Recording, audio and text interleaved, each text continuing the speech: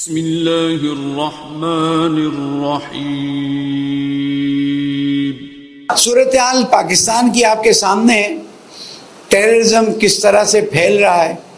تمام مسجدوں اور امام بارگاہوں کو یہ بات سوچ لینی چاہیے کہ اپنے ہی جوانوں کے ذریعے سیکیورٹی ان کی ٹریننگ کروائیں اور سیکیورٹی کے انتظامات کروائیں۔ ہم اس بات کو دیکھ رہے ہیں کہ مسلسل پاکستان پر ٹیررزم کے بادل چھائے ہوئے ہیں، اور اس میں فرق نہیں ہے کون سے مکتب کا ہے کون سا نہیں ہے، صرف فوجی افسر ہے یا عام مسلمان پاکستانی موجود ہے۔ اور کل رات سے جو چیز شروع ہوئی ہے، میں تعجب کرتا ہوں کہ اگر ہم مسلمان ہیں تو یہ بات کیوں سمجھ نہیں آتی کہ هل جزاء الاحسان الا الاحسان۔ کیا ہم نے پڑوسی ملک کے لوگوں کو سالوں سال یہاں پر جگہ نہیں دی، اپنا مسلمان بھائی نہیں بنایا، بالکل مہاجرین اور انصار جیسا سلوک نہیں کیا؟ پھر آج وہ مودی اور ٹرمپ کی گود میں بیٹھنے کے لیے کیوں تیار ہے؟ کیوں ان کی طرف سے یہ بیان جاری نہیں ہو رہا ہے کہ ہم ٹرمپ اور مودی کے اس تعاون کو ریجیکٹ کرتے ہیں؟ اگر تم ریجیکٹ نہیں کرتے، اس کا مطلب ہے تم اس کا ساتھ دینے کے لیے تیار ہو یا اس سے مدد لینے کے لیے تیار ہو۔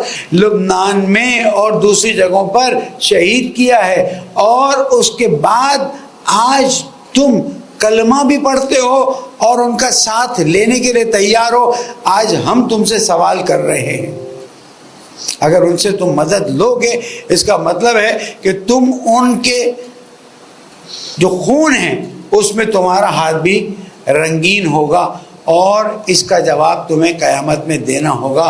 میں اپنے پیارے ملک کے خلاف اٹھنے والے تمام اقدامات کو، ملک کے خلاف اٹھنے والے تمام اقدام کو پوری طرح سے کنڈیم کرتا ہوں، اور یہ ہمارے پاک فوج، ہمارے سیکیورٹی کے لوگوں کو کبھی اغوا کیا جا رہا ہے، کبھی شہید کیا جا رہا ہے، ہم اس کو کنڈیم کرتے ہیں۔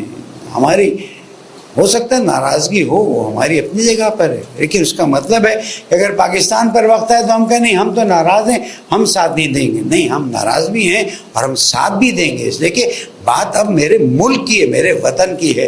اللہ تعالیٰ میرے وطن کی حفاظت فرمائے۔ بلندتر صلوات۔